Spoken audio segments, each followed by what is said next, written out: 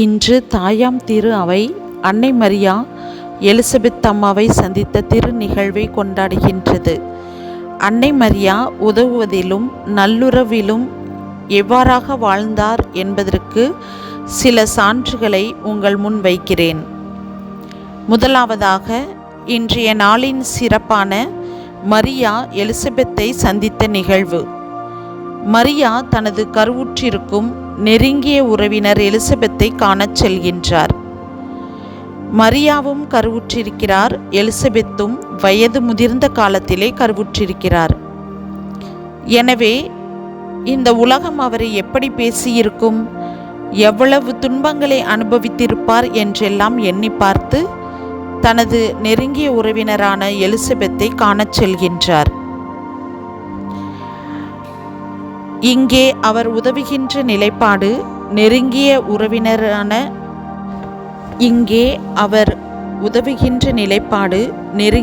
உறவினருடனான மனநிலை.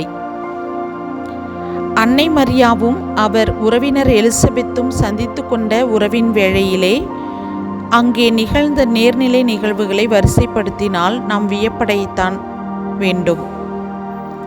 1 விரைவு, 2 வாழ்த்து, 3 மகிழ்ச்சியின் துள்ளல், 4 தூய ஆவியின் ஆட்கொள்ளல், 5 ஆசி வழங்கல்.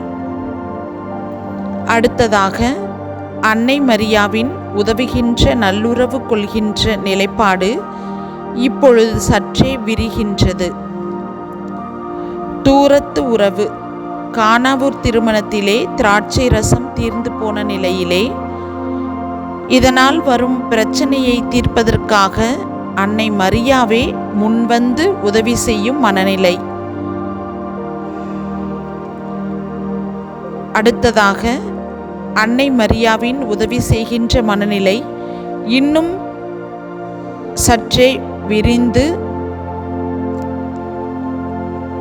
உலக மக்கள் அனைவருக்கும் ஆன்ம அளவில் உதவி செய்யும் மனநிலையாக விரிந்துபட்ட மனநிலையில் அன்னை மரியா அனைவருக்கும் உதவி செய்பவராக, எப்பொழுதும் நமக்காக காத்திருப்பவராக இருக்கின்றார். இந்த 3ஆம் நிலைப்பாட்டிலே மரியா நமது தாயாகவும் தூய ஆவியை பெந்தகோஸ்தே நாளில் பெற்றுத்தரும் பரிந்துரையாளராகவும் இருக்கின்றார்.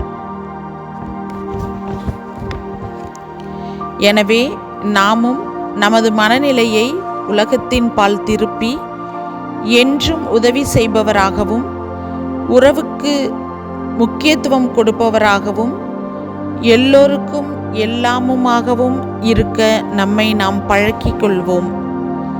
நமது கைகளை மற்றவருக்கு விரித்து கொடுத்து நமது பணிகளை, சேவைகளை பிறரின் நலனுக்காக செய்திட நம்மையே கையளிப்போம்.